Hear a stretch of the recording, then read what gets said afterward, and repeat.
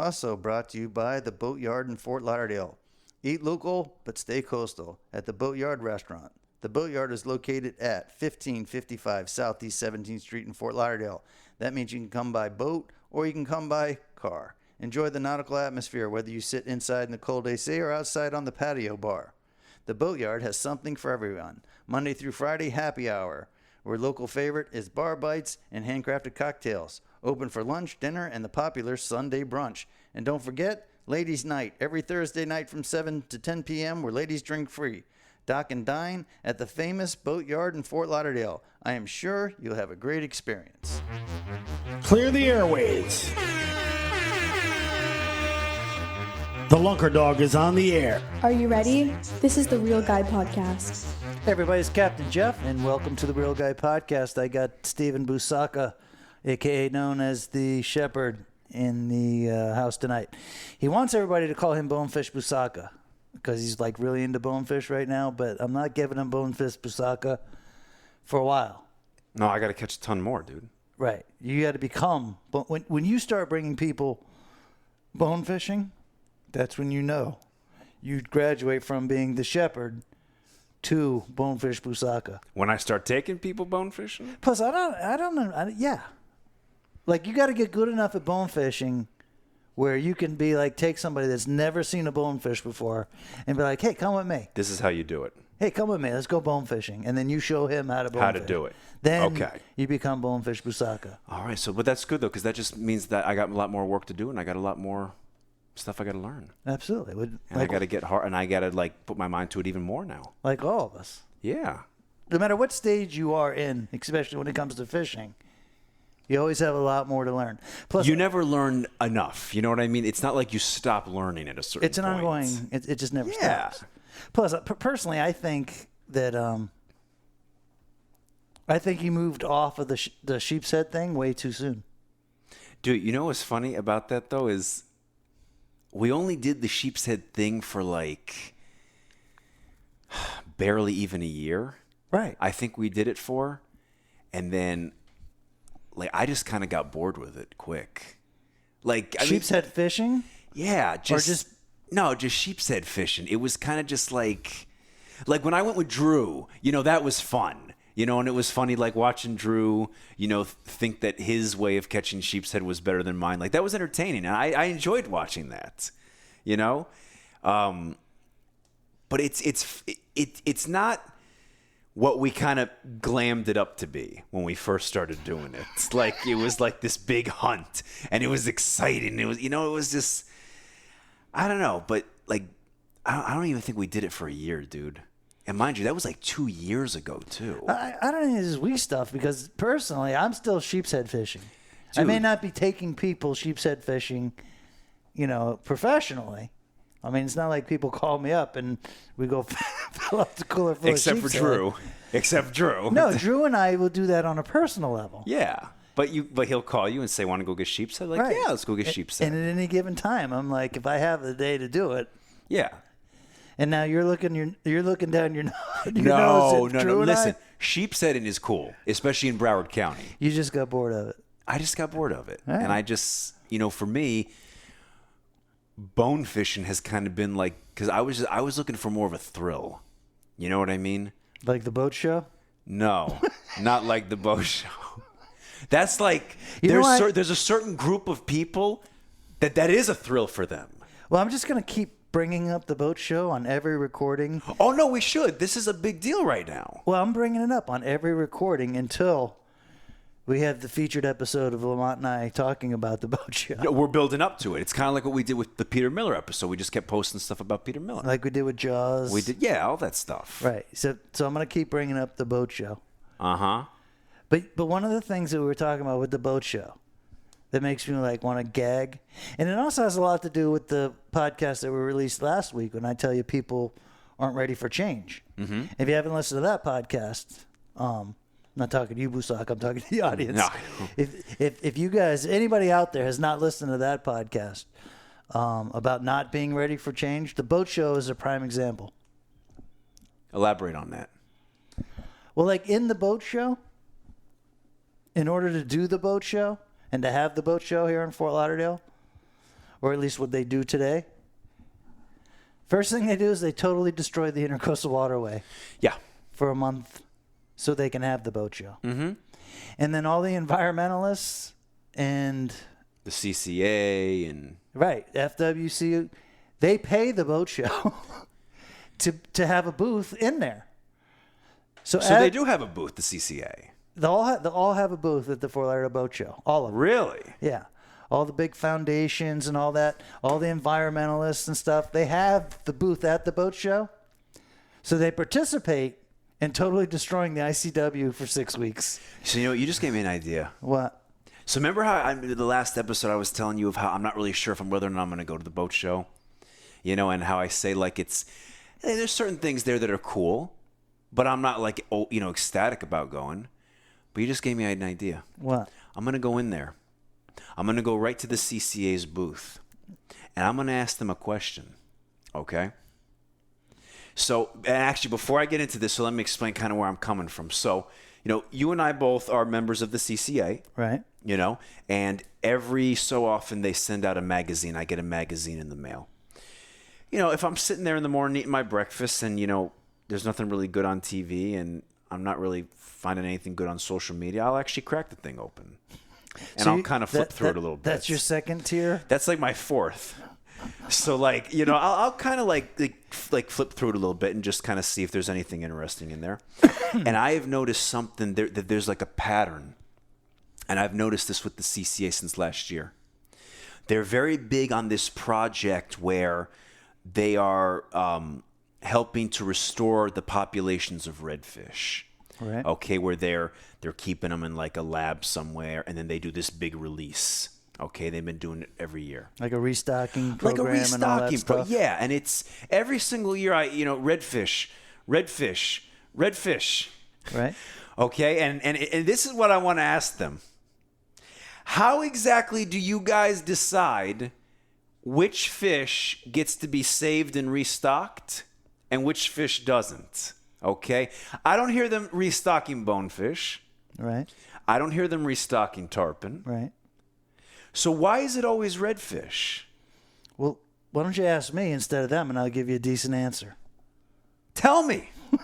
Because I really want to know when, the bonefish populations in Biscayne Bay are dwindling. Right. But we should all be ecstatic About them saving the because redfish. the redfish population up there in Titusville is just booming. All right. Now, this may piss some people off in the CCA. Dude, but you got to understand, we are not pissing people off enough. I've been pretty consistent in pissing people off ever since social media. Well, yeah, but see, this is my whole thing. We're at the year's end. We need to go out with a bang. No, this is... It's not going to like piss off like the real guys in the CCA, but if it gets to the tippy top, it probably pissed them off because I'm spilling the beans on them. Yeah. You know why they're so interested in redfish and why they want to save the redfish? I have a theory, but I want to hear yours first. It's numbers and cents. The CCA basically, they're a fundraising organization. Correct. First. Now, you can take all the bone fishermen and all the tarpon fishermen and all the snook fishermen and all the, well, maybe not sheep's head fishermen, but you can take all those permit fishermen, all right, all the glamour species, and you can add all those anglers up, and you'll get about 1/100th of the number of anglers that catch them compared to ones that catch redfish. Bonefish thing. So it's always going to be about the redfish. Don't they have the redfish in their logo and everything? Yeah, they do actually. Duh. Dude. Don't worry about it. Don't worry about it. I'm trying to make sense of it. But everybody falls for it. I know, but it's like, I just, like, and all joking aside, it's like, I keep hearing, like Carl talk about how many bonefish there used to be in Biscayne Bay. And you think the CCA should be really concerned about that, right? Dude, they were talking about how they had that massive sewage leak in Biscayne Bay. I mean, they should be doing something about that. Biscayne Bay, in my opinion, is like the most underrated fishery in all of South Florida. And see, I think that's the biggest problem with a lot of these associations. Is it's not really about the environments that get beat up so bad or the fish populations that are getting totally devastated. It's about raising money for the foundation or for the organization. And the bigger they get, the more money they need to raise. And the more money they need to raise, the money comes from neglect of the small guy. And the small guy in this particular situation is, like you're saying, the bonefish in Biscayne Bay. You know? I'm going to bring that up. When? Next time I see Mike Lambrix, I'm going to talk to him. You're going to talk to Mike Lambrix, the Broward County guy? I want to talk to Mike. Now, I unload a lot of my steam on Mike. Well, no, but it's like Mike will actually listen. You know what I mean? But you do realize Mike is Broward County CCA president, right? We don't have bonefish here. I know. That's the worst part. That's like the one thing that actually makes me jealous of the people that live down in the 305 is they've got the bonefish there. You know what I mean? And they've got that crystal clear water. Maybe you should talk to the Dade. I should talk to Lambrix to find out who's the Dade guy. Right. And Lambrix, he'll hook you up. You know why? Because he's a real guy. Well, yeah, but also because that's what you do when you're the president of the CCA. You're like a networker, dude. Yeah. You know what I mean? That's your job. It's going to hook. All right, I'm going to hook up Busacca with the Dade guy so Busacca can tell him shit. You know what the Dade guy is going to say? Talk to the Keys guy? No, he's going to say, you coming to our fundraiser this summer? True or not true? It's damn true, man. And that's what upsets me. It's damn true. It is damn true. And that's what matters. I mean, I don't go to a lot of the CCA events. Like, I don't attend a lot of the CCA events. No, I don't either. But the reason I don't attend the CCA events is not because I don't have the same interest in mind necessarily.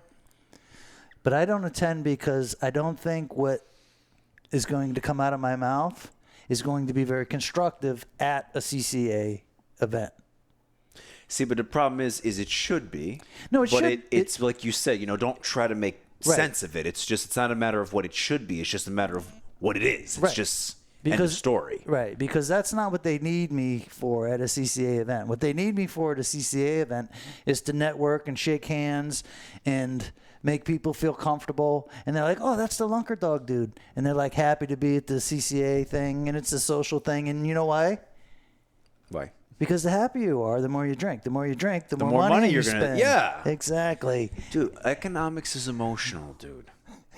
It's all emotional. The better you feel, you'll be like, you know what? Maybe I'll give a couple extra $100.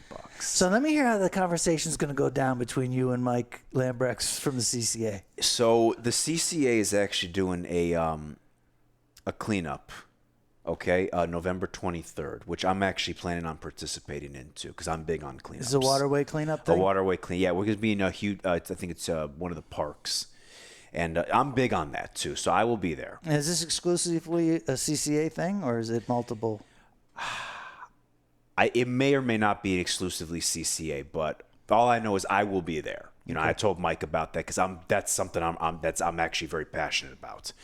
So I'm going to be there. So when I'm going to get a chance, I'm going to talk to Mike, just kind of pull him aside and say, listen, I know that the CCA you're doing all this thing, restocking redfish, but what about the bonefish? You know what I mean? Like, so you're going to slide it in on him like that? Yeah. And you know what he's going to say? He's going to say, what about it? No, he's going to say, are you going to the CCA? I'd like to think, Mike, listen, if you listen to this podcast before this, please do not say to me, please don't respond to me with, are you going to the fundraising event? All right, so we raised all that dough at LunkerCon for the CCA and all that, right? Yeah, and Captains for Clean Water and everything. And so I'm walking around for like a solid 2 weeks after the LunkerCon event, and I got all this cash in my pocket. You serious? Yeah. And this was all from LunkerCon, right? Right. And I got all this cash in my pocket, and I need to deposit the cash so I can send out, the money to the CCA and for Captains for Clean Waters. And I don't know, a week goes by and I don't get to the bank. Another week goes by, I don't get to the bank. And just so you know, like I only go to the bank like once every 3 months. I just don't, I don't frequent the bank. So another week goes by and I got the cash in my pocket. So I call up Mike. I says, dude, are you in the office right now? He's like, yeah. I says, well, come downstairs. So I rolled over there on my bicycle and I had brought the cash with me. Yeah. And I was like, here, Mike, you deposit the goddamn cash. And I gave him the cash. You handed him all that cash? It was either that or I Really? had to keep holding it. And you were on your bike? Wait, Well, where's yeah. his office? His office is like, 15 blocks from here, right? I was getting into that whole southeast north thing with you, but I don't want to confuse you. Yeah, I was gonna say because you know how that goes. No, see, this is when it comes to that. Like, if you were to say to me, "Okay, it's by Galleria Mall," then I know what you're talking about. But don't tell me it's on this street. Yeah, because I don't know street names, dude. Well, so anyway, and Mike, being the president of the chapter that he is, was perfectly comfortable taking that kind of cash.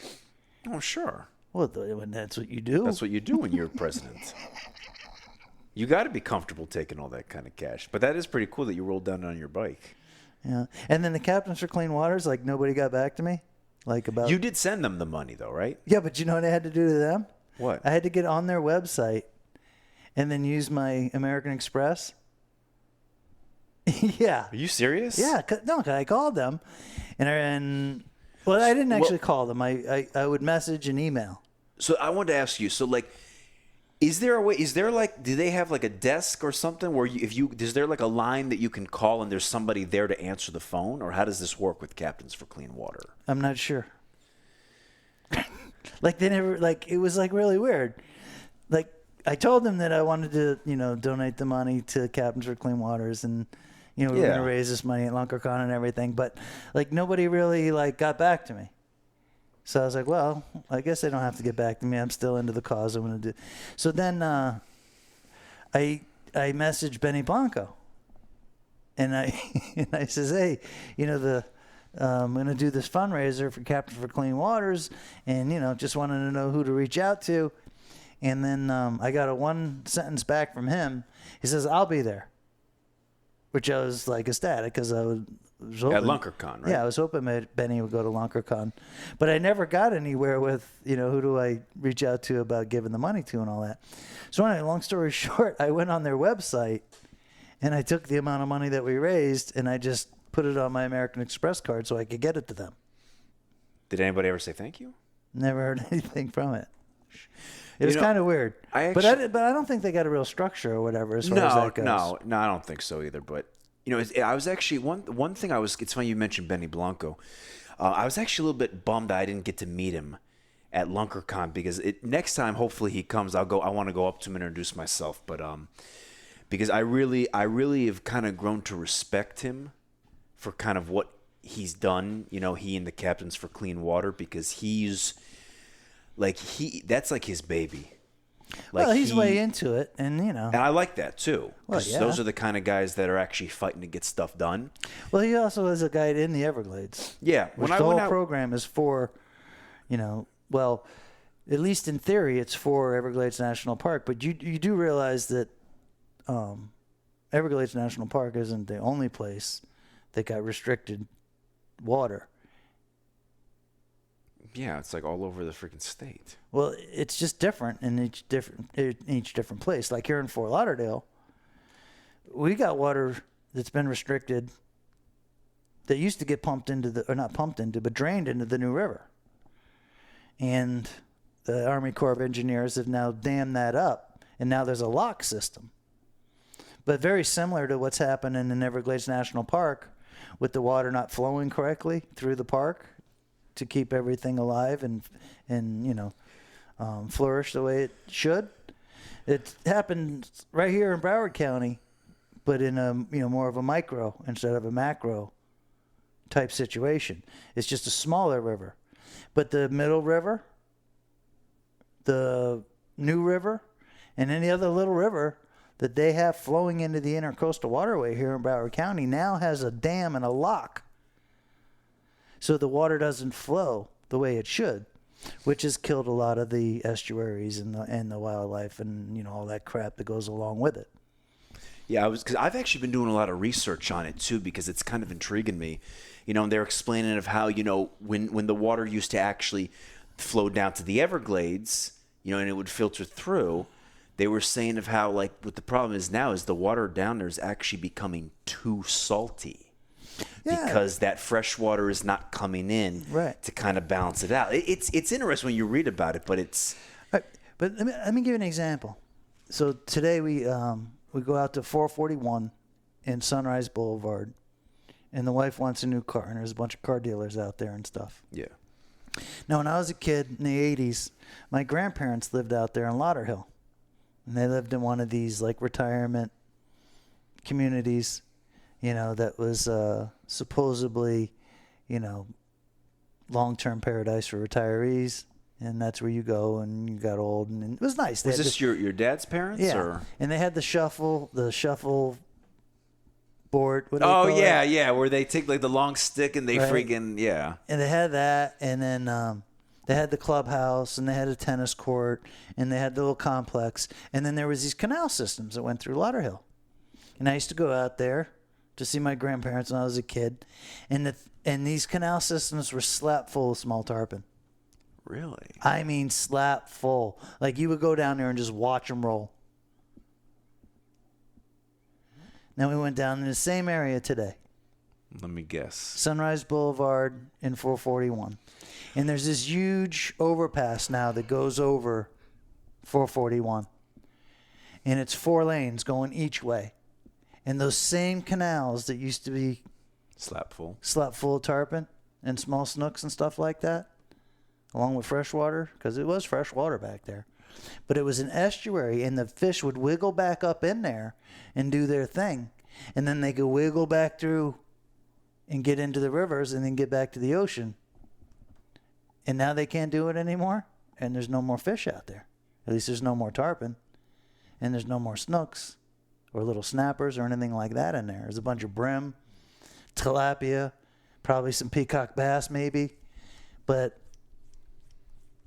all those little canal systems all through Broward County used to drain into the rivers. And because of that, the fish would get into those little places. And now they're all dammed up. Yeah. So like I said, the whole water flow thing isn't just Everglades National Park. It's a statewide thing. Yeah, it is. And anybody that's listening that's in any part of the state, if you see the big roads going in and you see the big developments going in and you see all this stuff going in, well, when that stuff goes in, these little canals and estuaries get taken out. And there goes our fisheries. Well, it's just, people just need to realize that the water flow issue is not just an Everglades National Park issue. It's a statewide thing. Yeah. And until they decide that they're not going to let 100,000 people a year move into the state and give them a place to live, it's going to keep going on and on and on and on and on. I don't care what the politicians tell you. No. So anyway. That was good. That was good. I think that was it's something that needed to be addressed. And you're going to quit worrying about the redfish thing now? I mean, now that it's well, let me explained tell to you, you. I wasn't worried about the redfish. I'm worried about the bonefish. Right, but that's what I mean. So, you understand now. I understand now. So, but listen, redfish are cool. We want to, listen, I commend the CCA for making sure that we've got plenty of redfish, let's actually take some time to actually kind of focus on the bonefish, I think you got to reach out to the Tarpon Trust people. Bonefish Tarpon Trust. I was asking Carl, because he's involved with the Bonefish Tarpon Trust. I just asked him, I said, what are your thoughts on that? I said, are they legitimate? He says they are. He said they're actually really doing some great work. So, well, listen, Carl, I'll listen to you and Carl. If you guys tell me that, if you guys are saying that somebody is good, I trust you guys on that. Who do you think would win in the thumb wrestling match, me or Carl? In a thumb wrestling match? Yeah. I don't even know if that's possible for either of you guys to win. I feel like it'd be like a stalemate. What do you mean? it just like you both would just be like this. All right, who would win in an arm wrestling match, me or Carl? Dude, I'm lifetime undefeated in arm wrestling. See, I don't know Carl's background though. For all I know, he could be undefeated down there too. Yeah, now you're starting to sound like one of these associations where you're not sure. I don't know. I'm kind of afraid to because I love you guys equally, so I'm like afraid to piss one person off. Do you think Carl will get pissed if you think that I can beat him in a thumb wrestling match? Does it have to be you and Carl? Can it be like you and Taylor DeFusco? No, it has to be me and Carl. Are you saying that that's not a fair fight if it's DeFusco? No, but Taylor, did you hear that? dude, did you hear the guy's name that I took fishing last night? Enzo Padovani. Right. Dude, that sounds like a dish. Dude, just when you thought you were Italian, this guy Enzo Padovani shows up. Where was he from? Was he from Italy? Was he from the old country? He's from Jersey. Which is like borderline the old country. He's from Jersey with all the rest of the Italians. Dude, the Italians, like they inhabit certain areas, I've noticed. Jersey, New York, and Massachusetts, I feel like, are the main three. So you just totally concede that Enzo Padovani is more Italian than you? 100%, dude. You can't compete with that. Like, you know what I mean? You're just going to give it to him. I'm just going to give it to him. I got to talk to DeFusco about this. What? That I'm just giving him that? Yeah, I mean, you're going to go down without a fight? Dude, Enzo Padovani. I mean, dude, he might as well be from Italy. Well, I want to talk to him about this whole Redfish thing, and we'll get to the bottom of this. Who, DeFusco or Padovani? Padovani, a real Italian. Should we ask DeFusco, too, what he thinks about it? Are you going to approach anybody at the boat show? If I go. If I go, I will go right up to that CCA stand and say, so what are you guys doing for bonefish? Are you going to ask them about their stance on totally destroying the ICW so they can have their display there? That's actually good. What? Well, the problem is, I I could hit them with that afterward. I don't want to hit that with them. I don't want to hit them with that up front because then they might tell me to go take a hike if I bring up the bonefish. Oh my God, dude! You don't go to the boat show to make friends. Well, no, but you're there to make. In this case, you're there to make an ally. You know, actually, what's What funny? do you mean? That's the same thing, friends and ally. There's like a line. No, But let there's me not. ask you That's this. the same. I want to know if the Bonefish Tarpon Trust would be there. I should ask Carl if he knows that they're going to be there or not, because I'd love to talk to them. If they're not there, I'm sure they're going to be at the Miami Boat Show. I mean, well, that would make more sense. When's the Miami Boat Show? That's always in February. All right. I should. You think I'd have this done? I'd know this by now because my dad goes every freaking time. Dude, you're 26. You got a lot to learn. 27. Whatever. Same shit. Yeah, late 20s. But Since we're bringing up your millennialism. here we go. What? Let me have it. Go ahead. I just want to know if you took my advice on the shirt thing. The shirt thing, you don't remember? Wait, hold on. Let me think about this. What do you about mean? what kind of shirts I'm sporting? No, I just the other day we were chilling in the kitchen or whatever, and I said, Busacca, I think it's time for you to start sporting a large instead of a medium shirt. Dude, the problem is with me is I fall into that category where the large is too big. Right. But then, But the medium's not big enough. No, I think it's big enough. See, this is where you're going to be 30 soon, dude. And Yeah, you can't be rolling around with mediums when you're 30. Well, DeFusco wears a medium. Is he 30? I don't even know how old he is. What's Drew, I think, wears a medium. He's a midget. Drew's small. What? I'm telling you, for macho's sake, if nothing else, to step up from a medium to a large. You can fill into a large. You look good in a large. I know. And then when you're walking around the boat show and shit, you're sporting a large instead of a medium. Here we go. What? I feel like Busacca, you got to grow up sometime. No, I know. Why are you trying to make me get to 30 so fast, dude? Well, it's part of like shaving and everything. Dude, I shaved freaking the other night. Right. I shaved completely. Exactly. But that was mostly just because I got bored. Dude, when you can shave just because you're bored, that means you're ready to wear a large. What? I will take that into consideration. All right, until the next episode, we're all going to be on pins and needles. We want to know if Busacca is going to graduate from a medium to a large. Oh, my We also want to gosh. know what confrontations he's going to get into at the boat show. If I go. And if he's going to suck up to the CCA or he's going to really speak his mind.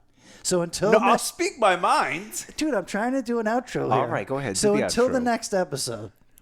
Run that dog. Run that dog. Thanks for tuning in. And please, give us a rating on iTunes. If you like the podcast, give us a 5-star rating. If you don't like it, don't give us a rating. But if you do like it, give us a 5-star. Yeah. And then you can reach out to me, Jeff, at Lunkerdoag.com. If you're really overly concerned about Busacca shirt size, like I am, let me know what you think. Or you can reach Busacca on Instagram. Yeah. And that's what's the your best Instagram way. handle? It's just Steven Busacca, nice and simple. Steven Busacca? You call that simple? Yeah. As opposed to you seen some of these names people got?